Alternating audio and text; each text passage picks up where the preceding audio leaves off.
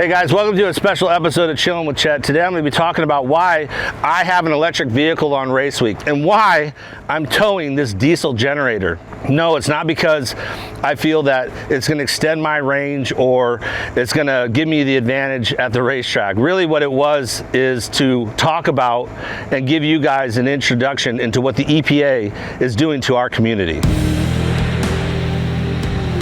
The EPA has just overreached into our drag racing community, our off-road racing community. They're basically saying any car that originally had a VIN number that was designed to drive on the roads can no longer be modified for off-road use. They say that they're not going after the racers, or they're not going after our community, but what they're doing is attacking the small group. And that small group is the core of what pushes our vehicles to the next level. It's what pushed Dodge to create a Demon and put it on the road at 800 horsepower. All these things that we love, the crazy horsepower of our supercars and turbos and all those things come from our community.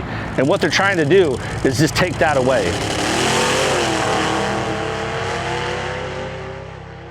So why do I have these two wanted posters of a couple friends of mine?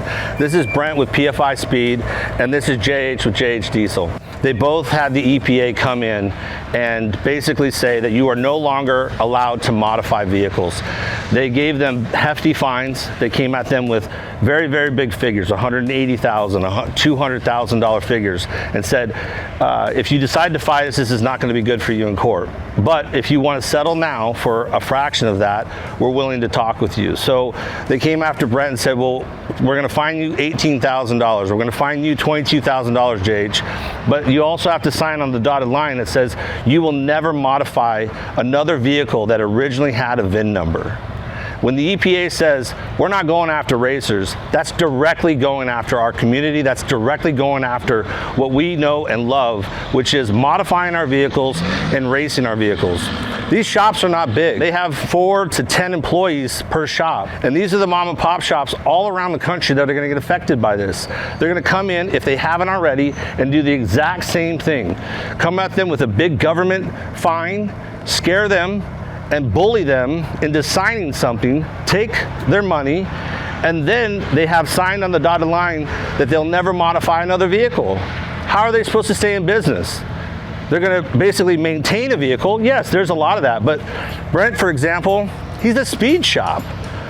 How is he supposed to just stop doing his, so basically they're saying your company is illegal now in America. If all these things, I'm not a political person, but when they come at us directly and they affect us directly in our life, we got to stand up and do something about it. There is one act out there, and that's called the RPM Act. It's really the only thing that we can go to, sign up and tell our senators what's happening and that we don't agree with it, and that the federal government and the EPA is overreaching their bounds and coming into each individual state and implementing these new laws, or the way I should say they interpret these laws.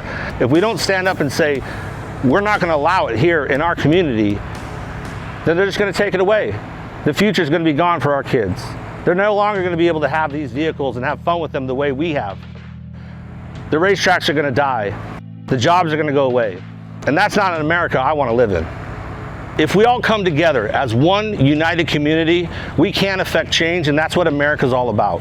Call the EPA, call your senator, get online, fill out the RPM Act, do something, because if we don't do anything, this whole thing's going to be over. The world that we love of racing this race week will be no more. So it's up to us now.